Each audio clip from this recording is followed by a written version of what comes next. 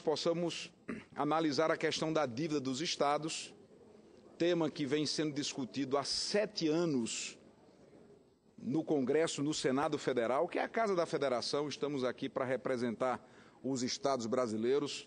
O senador Antônio Anastasia foi governador de Minas, conhece como poucos ou como ninguém a realidade fiscal daquele estado. E o fato é que depois de termos celebrados um acordo de procedimento e de forma responsável, madura, com o compromisso que temos com o país, adiar a votação para após as eleições sobre o argumento que, se nós aprovássemos aquela medida, o mercado poderia entender como uma flexibilização muito rigorosa do ajuste fiscal e, com isso, colocar em risco até mesmo o grau de investimento da classificação atribuída ao país pelas agências internacionais. E foi feito um acordo.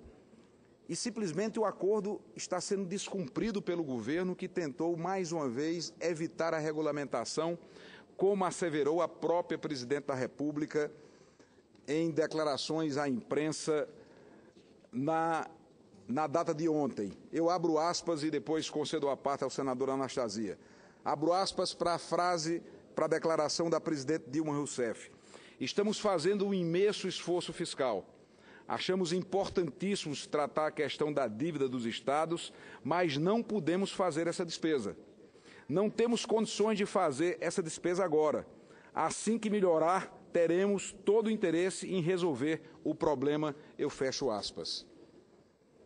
É constrangedor para mim, não há nenhuma alegria nessa informação, até porque a nossa presidente é uma mulher que recebeu a confiança de milhões de brasileiros. É extremamente constrangedor ter que dizer que, novamente, a presidente da República mentiu ao país. Mentiu desta feita a governadores de estados, a prefeitos das cidades, porque foi o governo dela que o ano passado disse ao Senado: vamos aguardar passar o período da eleição, passada a eleição nós votaremos a medida como foi feito e a partir daí iremos regulamentar para vencer um tema que está sendo fruto de um debate há 7 anos.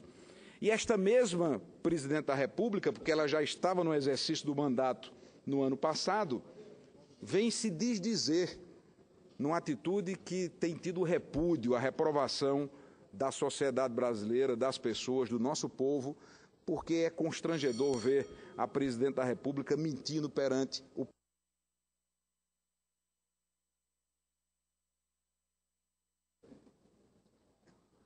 presidente, eminente senador Cássio Cunha Lima. Primeiro quero cumprimentá-lo pela iniciativa dessa palavra.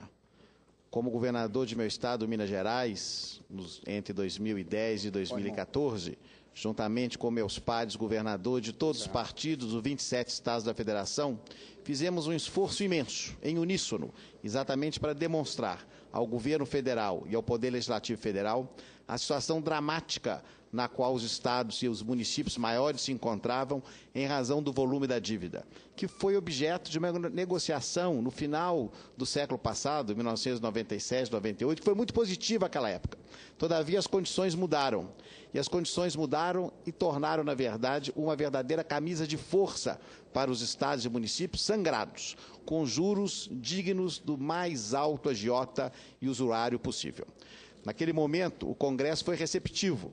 Houve uma grande solenidade aqui, com os governadores, prefeitos das grandes cidades, com todas as lideranças partidárias, com o presidente, na época, do Senado e também da Câmara dos Deputados, para a demonstração da necessidade dessa mudança. O Poder Legislativo foi sensível. Não foi realizado tudo aquilo que desejávamos, porque, na realidade, a grande discussão era a questão do fluxo do pagamento da dívida mensal com a redução daquele percentual que incide sobre a receita corrente líquida. Mas, de todo modo, o que foi aprovado no Parlamento já foi muito positivo, porque diminui o chamado volume do restante que tem as dívidas dos estados acumuladas ao longo de tantos anos pela mudança do indexador. E agora, de fato, como Vossa Excelência coloca de maneira muito bem, o governo federal não cumpre a sua palavra uma vez mais, e deixando estados e municípios numa situação de muita indignação, numa situação delicada. Portanto, é muito importante que esse repto seja feito, que a sociedade conheça essa realidade para nós prestigiarmos a Federação Brasileira, que é fundamental, não só como essência da nossa Constituição e da nossa democracia, mas fundamentalmente também para permitir o bom funcionamento dos serviços públicos. Senador Anastasia, agradeço a parte de Vossa Excelência, requeiro na forma regimental que o aparte seja incorporado ao meu pronunciamento, até porque no Pacto Federativo, tão esgaçado já, um dos primeiros passos a serem dados para a recuperação da capacidade de investimento dos Estados é exatamente trazer a dívida para um patamar civilizado. Eu tive a honra de governar o meu Estado amado, querido da Paraíba, por 2 mandatos, e no primeiro mandato, por exemplo, chegamos a comprometer 14,7% das nossas receitas com o pagamento da dívida pública, que em valores nominais era maior do que todos os repasses do duodécimo, do Poder Judiciário, do Poder Legislativo, do Ministério Público e do Tribunal de Contas, o que limitava a nossa capacidade de investimento e depois de um processo austero de ajuste fiscal, esse comprometimento que começou com 14,7% caiu a 7%. Quando eu assumi o governo da Paraíba em 2003, para cada real que o Estado arrecadava, nós devíamos R$ 1,30. Ao concluir o meu período, essa relação tinha caído para cada real arrecadado 0,60 centavos de endividamento. Então fizemos um trabalho muito grande, muito forte. E hoje faço essa defesa de forma absolutamente à vontade, a cavaleiro, até porque o atual governador da Paraíba é um adversário político, mas não há divergência política que possa diminuir o compromisso que eu tenho com a defesa dos interesses do meu Estado. Eu estou aqui para representar a Paraíba e os paraibanos e o farei sempre de forma altiva e cobraremos do governo federal o cumprimento desse compromisso, porque sou de um tempo e venho de uma região onde palavra é dada para ser honrada. Eu escuto com atenção o nobre senador Ataídes. Senador Cássio, eu percebo que o ex-presidente Lula capotou esse caminhão, essa carreta da economia brasileira.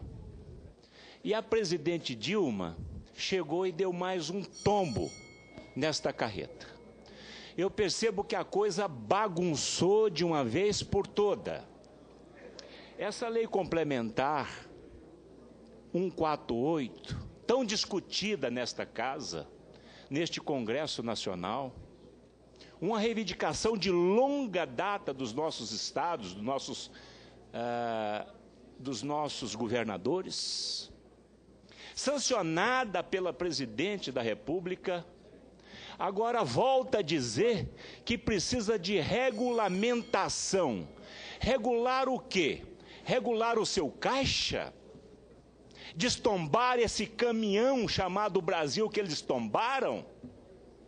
É uma falta de respeito com esta casa, com este Congresso Nacional e com o povo brasileiro.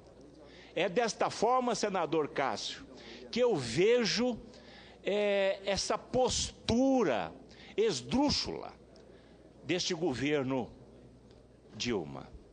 Isto é lamentável. Eu tenho dito que o que esse governo tem que fazer não é mais meter a mão no bolso do trabalhador, porque lá no bolso do trabalhador não tem mais como meter a mão.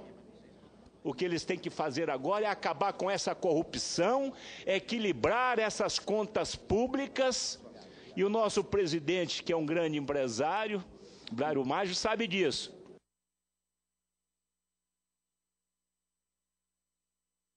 Ser feito, não é mais meter a mão no bolso do trabalhador. Os nossos estados estão quebrados e falidos.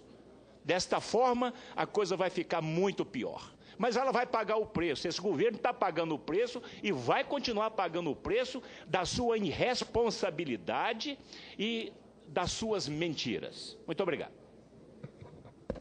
Agradeço, senador Anastasia, e também agradeço ao presidente Blário Maggi pela concessão do tempo extra.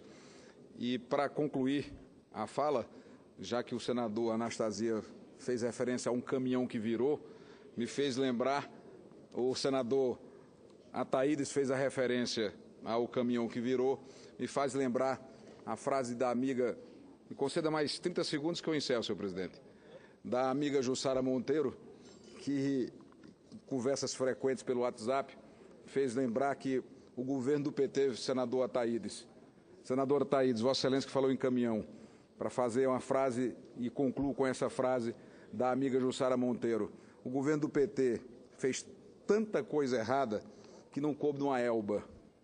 Por isso, tentaram fazer um trem-bala, que outros chamam de trem-bola.